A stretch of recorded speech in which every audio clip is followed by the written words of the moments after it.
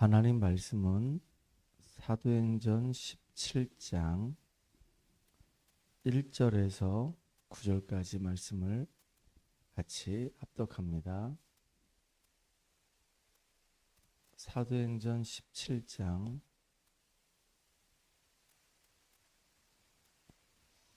1절에서 9절까지 말씀을 같이 합독합니다. 그들이 암비볼리와 아볼로니아로 다녀가 데살로니가에 이르니 거기 유대인의 회당이 있는지라.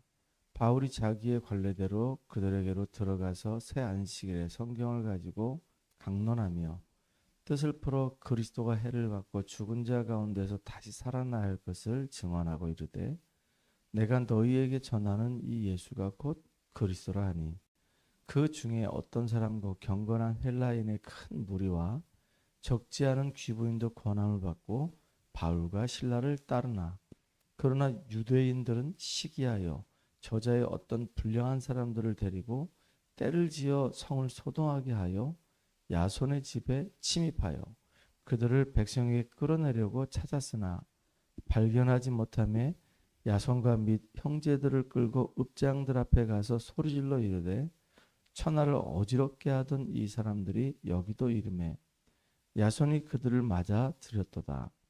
이 사람들이 다 가이사의 명을 거역하여 말하되, 다른 임금 곧 예수라 하는 이가 있다 하더이다 하니, 무리와 읍장들이 이 말을 듣고 소동하여 야손과 그 나머지 사람들에게 보석금을 받고 놓아 주니라.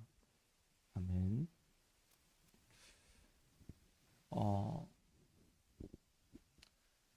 사도 바울이 예수 믿는 사람들을 핍박했던 사람입니다. 근데 다메섹에서 부활의 주님 만나고 난 이후에 사도 바울의 인생은 180도 완전히 달라졌어요. 예수 믿는 사람을 핍박했던 인생이 아니고 이제는 목숨 걸고 예수가 바로 그리스도라는 사실을 증거하는 전도자로 바뀌어진 겁니다. 사도 바울이 이렇게 안디옥에서 바나바와 함께 말씀 운동을 하다가 그 현장에서 하나님의 은혜가 임하고 주의 손이 함께하는 걸 봤어요. 복음만 전했는데, 말씀만 증거했는데 사람들이 막 달라지기 시작했습니다. 막 변화되기 시작하는 거예요. 근데 그 모습을 보면서 사도 바울 가슴속에 하나님이 나를 부르신 이유가 있지 않냐. 이방인들과 임금들과 이스라엘 자손들에게 이 복음을 증언하기 위해서 나를 부르셨는데, 그렇다고 한다면 내가 안디옥 교회에서 이렇게 하나님의 역사만 보고 끝날 것이 아니고 전 세계에 이 복음을 증거하는 일을 해야 되겠다. 그래서 선교팀이 만들어지기 시작한 겁니다. 그 선교팀을 데리고 제일 먼저 갔던 것이 이고니온 더베 지역입니다. 루스드라 지역입니다. 그 지역에 가서 많은 어려움도 겪었어요. 40에 하나 감한매를 맞으면서 거의 성 밖에 막 내치다시피 하고 죽었다 살아나고 막 그랬거든요. 그러는 가운데 그렇게 막 힘들고 어려운 가운데서도 복음을 증거하는 것이 너무 큰 은혜였기 때문에 그 많은 그 힘든 많은 그 어려움 다 뛰어넘을 수가 있었던 겁니다. 그 속에서 누구를 찾아냈냐면은 중요한 디모데를 찾아내게 된 거예요. 현장에서 이렇게 복음 증거하다가 중요한 제자를 하나 찾아내게 되고 그 제자를 발견하게 된 겁니다. 이 디모데가 이제 바울을 따랐다면서 평생을 함께하는 겁니다. 참 멋있는 사역이죠. 현장에서 중요한 제자 찾는 사역. 너무너무 멋있는 사역입니다. 그리고 이제 2차 전도 여행을 가는데 어디로 가냐? 아시아로 가려고 하는데 하나님이 길을 막아가지고 마게도니아 지역으로 갑니다. 마게도니아의 첫 성인 빌립보 지역에 가요. 근데 그 지역에 갔는데 거기서도 마찬가지로 하나님께서 예비하는 사람이 있는 겁니다. 한 번도 가본 적이 없던 빌립보 지역이에요. 근데 성령의 인도하심 따라서 빌립보 지역에 갔는데 문밖 강가에 있는 여자들 중에 바울의 말에 청정을 하고 하나님 말씀에 기울이는 여자가 바로 루디아가 있었어요. 이렇게 하나님은 현장마다 예배해 놓은 사람이 있던 겁니다. 그 전에 1차 이제 전도여행 할 때 루스드라, 더베니온, 뭐 루스드라, 더베, 이고니온 지역 갔을 때는 그냥 이제 간 겁니다. 거기서 이제 수차례 어려움을 겪다가 이제 디모데를 찾았다고 한다면 이 빌립보 지역 갔을 때는 거기서 참 놀라운 응답들을 받는 거예요. 루디아를 만나서 복음을 전해줬더니 이 루디아가 얼마나 많이 은혜를 받았는지 자기 집에 들어와서 유하라고 하는 겁니다. 그 집에서 이제 말씀 운동이 본격적으로 펼쳐지기 시작하는 겁니다. 실제로 이제 한 가정에서 다락방이 시작된 거예요. 그 가정에서 이제 말씀 운동하면서 가족 구성원들이, 그 다음에 이제 루디아가 아는 친척들이, 그 다음에 이웃들이 하나씩 하나씩 복음을 듣기 시작하는 겁니다. 하나님의 이 생명의 역사가 계속 일어나기 시작하는 거예요. 그런데 그거로 끝나지 않았어요. 더 놀라운 것은 루디아 집에서 계속 말씀 운동한 것밖에 없는데 지역의 흑암 세력이 막 무너지는 겁니다. 귀신 들려서 점하던 그 여종이 주께로 돌아오는 일이 벌어져요. 그리고 복음 증거한 것밖에 없는데 핍박이 와요. 심지어는 그 귀신 들려 점하는 여종을 복음 전에서 그를 살렸다는 이유 때문에 감옥도 들어가요. 근데 이 바울이 그 당시에 로마 시민권이 있었기 때문에 로마 시민권 이렇게 보여주면은 감옥 안 가도 돼요. 그런데 하나님의 분명한 계획이 있다라고 생각을 하고 신라와 함께 같이 감옥에 들어가요. 그리고 거기서 뭐 하냐면 찬양하고 기도하기 시작합니다. 그 감옥 현장에서 누굴 만나냐면은 간수장들 만나요. 간수장과 그 가족들이 다 복음을 듣고 주께로 돌아오는 이런 일이 벌어지는 거예요. 아, 이게 바로 성경적인 전도 운동이구나. 우리가 기도하고 성령의 인도하심 따라서 한 지역에 들어갔더니 그 지역에 구원받기로 예배된 사람이 있구나.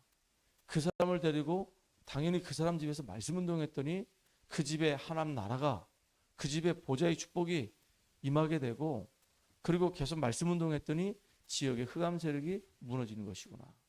그리고 사단이 이것 때문에 가만히 있지 않고 계속 전도자를 핍박하는데 그것 또한 성령의 인도구나.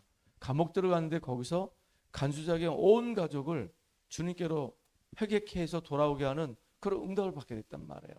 참 놀라운 일이죠. 그런 여정 속에서 이제 바울이 어디로 갔냐? 오늘 데살로니가 지역으로 가게 된 겁니다. 그러니까 지역에 딱 가니까 야손이 있는 거예요. 야손을 중심으로 해서 어딜 파고 들어갔냐면은 사람들이 정말로 많이 모이고 있고 그 지역에 영향력 주고 있는 그 회당으로 파고 들어가서 거기서 복음을 증거하기 시작하는 겁니다. 오늘 본문에 보니까 바울에게는 지금 딱 시간이 3주밖에 시간이 없어요. 왜냐하면 바울을 지금 잡으려고 하는 이 열심당원들이, 이 깡패들이 동원돼서 바울을 잡으려고 막 오고 있기 때문에 그 시간이 딱 3주밖에 없어요. 그래서 바울은 딱 3주, 그것도 일주일에 한 번씩 3번을 갔는지 아니면 3주 매일매일 가서 21일 동안 사역했는지 그건 잘 모르겠습니다. 그런데 어찌됐든 간에 바울은 가슴에 한을 가지고 회당에 들어가서 회당에서 그 짧은 시간 동안에 뜻을 풀어가지고 그리스도가 십자가에서 죽으셔야 되고 그분이 다시 살아나셔야 되는데 그 이유를 설명하시고 그 그리스도로 오신 그분이 바로 예수라고 이렇게 증명하기 시작했어요. 바울이 얼마나 담대하게 복음을 증거하기 시작했냐. 그렇게 담대하게 복음을 증거하다 보니까 헬라인 귀부인도 그 복음 앞에 돌아오게 되고, 더군다나 중요한 것은 경건한 유대인도 돌아오는 이런 일들이 벌어졌어요. 참 놀라운 일이죠. 그러니까 현장에서 이렇게 복음을 전하다 보니까 반응을 보이는 사람이 있단 말이에요. 너무 이 복음에 가슴이 막 뛰고 막 복음의 은혜가 막 임하다 보니까 반응을 보이는 사람이 있고, 또 복음을 전하는데 아무런 관심을 안 갖는 무반응인 사람도 있어요. 무반응. 그리고 복음을 전했더니 막 불이 나게 막 일어나가지고 여기 보니까 막 유대인들이 막 시기해가지고 저자의 막 깡패들을 총동원해가지고 어떻게 하든지 막 바울 잡아서 막 죽이려고 막 혈안이 된 이런 사람도 있단 말이에요. 그러니까 우리가 현장에서 이렇게 복음 전하다 보면은 이런 일들이 계속 있습니다. 그래서 바울은 오늘 보니까 2절에 바울이 자기의 관례대로, 예전의 성경에는 규례대로 이제 현장에서 복음 전하다 보니까 하나님이 이렇게 인도하시고 깨닫게 하는 게 있습니다. 그 방법을 가지고 그렇게 인도하심 따라서 현장에서 이렇게 복음 전하는 바울 나름대로의 이제 규례가 생긴 거예요. 우리도 현장에서 이렇게 복음 전하다 보면 이런 일들이 생깁니다. 특별히 바울이 가는 곳마다 왜 이렇게 복음을 전했을까요? 왜 이렇게 복음을 전했을까요? 왜 많은 사람들에게 이렇게 복음을 전했을까요? 바울이 생각할 때는요, 당연한 거였었습니다. 왜냐하면 바울은 복음의 빚진 자거든요. 은혜가 뭔지 아는 사람이거든요. 예전에 바울은 정말로 예수 믿는 사람 잡아서 죽이는 그 일이 당연하다, 마땅하다 이렇게 생각했던 사람이었거든요. 근데 어느 날 부활의 주님 만나고 난 이후에 바울은 구원받게 되고 예수가 정말로 그리스도가 맞구나. 구약에서 얘기했던 그 메시아가 바로 그리스도가 맞구나. 그분이 바로 예수님이시구나. 정말로 예수님은 나를 구원하기 위해서, 인류를 구원하기 위해서 이 땅에 오셨구나. 예수님이 성육신하셔서 이 땅에 오셨고, 예수님은 당연히 사단의 권세를 멸하시고 우리의 죄 문제를 해결하시고 지옥 문제를 해결하시기 위해서 죽으시고 그분은 벌하셔서 지금도 살아계시는 유일하신 하나님이시구나. 이걸 바울은 직접 체험했던 사람입니다. 이 땅을 살아가는 모든 사람들은 정말로 예수를 그리스도로 믿고 하나님 자녀가 되어야 될 그 축복 속에 들어와야 되는 것이구나 알게 된 거예요. 심지어 바울은 그리스도를 깨닫고 난 이후에 내가 그동안 자랑했던 모든 것들을 다 배설물로 여긴다 그랬어요. 그 정도로 바울은 그리스도로 너무 큰 은혜를 받았고 충격받은 겁니다. 그러니까 핍박죄였던 이 바울이 정말로 하나님의 은혜로 나는 모든 사도들보다 가장 낮은 자고 내가 지금까지 많은 응답을 받았지만은 그 모든 것들을 나는 다 뒤로 하고 그리스도의 손에 붙잡힌 바 된 그것을 향해서 나는 달려간다라고 얘기할 만큼 복음에 대한 열망이 있는 거예요. 복음 증거에 대한 열망이 있는 거예요. 예수님께서 이 땅에 오셔서 사단의 머리 완전히 박살내시고 우리의 모든 죄 문제 해결하셨기 때문에 모든 사람들은 이 그리스도를 듣고 구원을 받고 신분이 정말로 하나님 자녀로 바뀌어져야 된다. 그래서 나는 사단에게 잡혀있는 저 영혼들을 그리스도의 이 복음 가지고 건져내야 될 놀라운 사명을 내게 주셨기 때문에 나는 은혜 받은 자로서 빛을 빚진 자로서 당연히 나의 주어진 현장에서 복음 증거하는 것이다. 이거를 사도 바울은 당연성으로 받아들인 겁니다. 자기가 은혜 받았기 때문에 생명 얻었기 때문에 아무도 이 복음 전하지 아니하면은 생명 역사 일어나지 않고 구원 역사 일어나지 않기 때문에 당연히 복음 전하는 것이다. 이렇게 당연성을 딱 깨달은 겁니다. 두 번째, 사도 바울이 또 하나 깨달은 게 뭐냐면 필연성입니다. 현장에 있는 모든 사람들은 다 복음 안 들으면 안 되는 것이구나. 이 사람들은 태어날 때부터 이미 영이 죽은 상태로 태어났고 사단에게 다 잡혀가가지고 우상 숭배하고 종노릇하면서 종교생활하면서 저렇게 개인이 무너지고 가정이 무너지고 이 사회가 무너지고 시대가 무너질 수밖에 없는데 저 사단의 권세에서 죄와 저주에서 빠져나오기 위해서는 저 사람에게 가장 필요한 것은 다른 게 아니라 그리스도다. 돈 가지고도 구원을 받을 수 없고 명예를 가지고도 구원을 받을 수 없고 정말로 그 어떤 것을 가지고도 구원을 받을 수가 없고 영적인 문제 해결할 수 없기 때문에 그리스도만이 저들의 인생을 변화시킬 수 있다. 저들에게 정말로 지금 필요한 것은 바로 그리스도의 이 복음이다. 이 필연성을 깨닫게 된 거예요. 나는 은혜 받았기 때문에 은혜 받은 내가 당연히 복음 증거하는 것은 마땅하다. 저 현장에 있는 사람들은 다 영적으로 죽어져 있기 때문에 저 사람들에게 지금 당장 필요한 것은 그리스도의 이 복음이 필요하다. 이게 사도 바울 가슴속에 확 깨달아진 겁니다. 눈이 확 열리게 된 거예요. 그리고 또 하나 깨달아진 게 뭐냐면 절대성입니다. 복음 전하다가 40에 하나 감한 매도 맞고 복음 전하다가 감옥에 들어가기도 하고 별일을 다 겪습니다. 엄청난 어려움을 겪습니다. 핍박도 받고 사람들이 막 시기도 받고 오만때만 일을 다 겪습니다. 그런데 여기서 중요한 걸 발견해요. 하나님이 정말로 지역마다 전도운동을 제대로 하라고 루디아를 예비해 놓으시고 또 디모데를 예비해 놓으시고 야손을 예비해 놓으신 것처럼 세계복음화는 하나님의 절대 계획이다. 그렇기 때문에 그 누구도 막을 수가 없다. 아무리 핍박이 오고 아무리 정말로 시기하는 사람이 많고 별의별 일이 생겨도 하나님의 계획은 반드시 이루어진다. 세계복음화는 이렇게 언약 가진 전도자를 통해서 기도하는 전도자를 통해서 반드시 이루어진다. 그래서 사도 바울은 세 가지를 깨닫게 된 겁니다. 당연성, 필연성, 절대성을 깨닫게 된 겁니다. 오늘을 살아가는 우리가 정말로 이 당연성, 이 필연성, 절대성을 깨닫고 오늘도 우리 삶의 현장에서 승리하는 저와 여러분 되기를 주의 이름으로 축복합니다. 우리는 많은 어려움과 많은 문제를 당할 수 있습니다. 근데 문제를 만나기 전에, 어려움을 만나기 전에 가장 중요한 것은 우리의 이 영적인 상태입니다. 우리의 영적인 상태가 어떠냐에 따라서 문제 보는 눈, 사건 보는 눈이 다 달라지게 돼 있어요. 정말로 우리가 전체를 보는 눈이 열려가지고 지금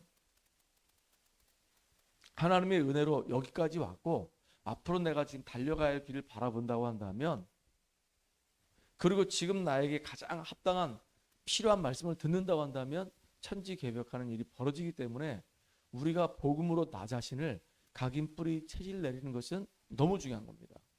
제일 중요한 거예요. 그래서 오늘 우리가 집중을 하는 거란 말이에요. 오늘 우리가 새벽 예배를 드리는 거란 말이에요. 이렇게 해서 말씀을 듣는데 이게 아무것도 아닌 것처럼 느껴져도 오늘날 이 계속 말씀이 내 안에 각인 뿌리 체질되면은 우리 삶의 현장에서 증인으로 많은 사람을 살리는 축복의 사람으로 우리가 인도받을 수 있습니다. 정말로 승리하는 귀한 날 되길 바랍니다. 하나님 감사합니다. 하나님의 은혜로 복음을 깨닫게 되고 이제 생명을 얻게 됐사오니 이제 우리가 은혜 받은 자로서 또 복음의 빚진 자로서 당연히 우리가 우리 현장에서 빛과 소금의 역할을 할 수 있도록 영적인 힘을 얻게 하여 주시옵소서. 우리가 지금 만나고 있는 수없이 많은 사람들 다 사단에게 잡혀있고 영이 죽어있기에 복음이 필요합니다.